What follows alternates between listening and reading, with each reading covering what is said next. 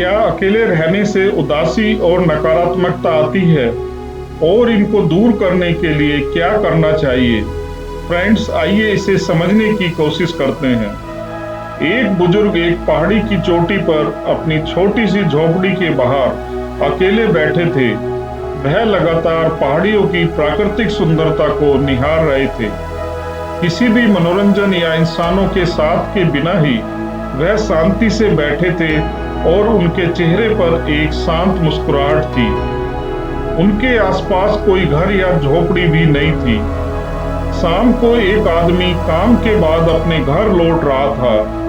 वह उन बुजुर्ग व्यक्ति के पास आया और बोला, बाबा, रोज मैं इसी जगह से गुजरता हूँ और आपको पूरे दिन अपने घर के बाहर बैठे देखता हूँ।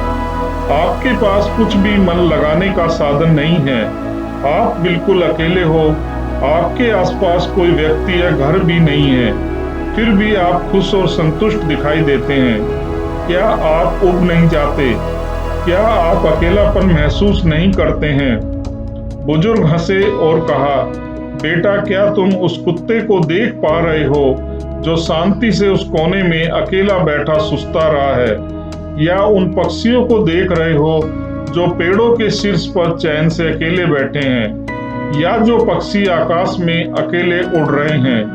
वे भी तो अकेले हैं, लेकिन फिर भी खुश हैं और अपना जीवन व्यतीत कर रहे हैं। उन्हें भी किसी के साथ की या मनोरंजन की कोई आवश्यकता नहीं है। कुछ पल के लिए बुजुर्ग शांत रहे और फिर बोले, मैं कभी अकेला महसूस नहीं करता, क्योंकि मेरे पास मैं खुद हूँ।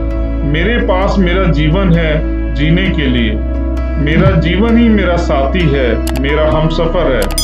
सुबह के उस खूबसूरत सूर्योदय से लेकर शाम को सितारों से भरे आसमान तक, रातों की अपूर्व शांति से लेकर पेड़ों से मिलने वाली शुद्ध हवा, ताजी धूप, मौसम में अचानक हुए बदलाव, पहाड़ों के वो मनमोहक दृश्य, सब कुछ जीवन का दिया हुआ उपहार है और आनंद लेने के लिए ही बना है।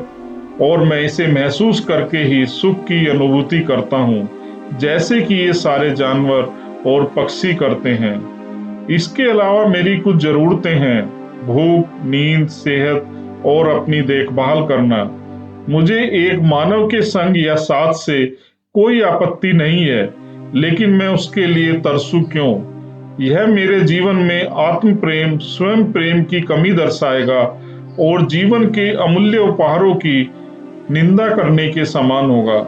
मैं अकेले ही पैदा हुआ था और अकेले ही मरूंगा, इसीलिए मैं निश्चित रूप से सुख के साथ एकांत में भी रह सकता हूँ। चुप होने से पहले बाबा ने एक बात और कही, मैं एकांत में हो सकता हूँ बेटा, लेकिन मैं अकेला नहीं हूँ। वह आदमी मुस्कुराया, बुजुर्ग से आशीर्वाद लिया और फिर चला गया। उस शाम उस आदमी को उन बुजुर्ग से जीवन के बारे में एक उत्कृष्ट दृष्टिकोण मिला था। अगले दिन से वह आदमी हर शाम बुजुर्ग व्यक्ति के घर पर कुछ देर रुकता। दोनों साथ बैठते, चाय पीते और बातचीत करते।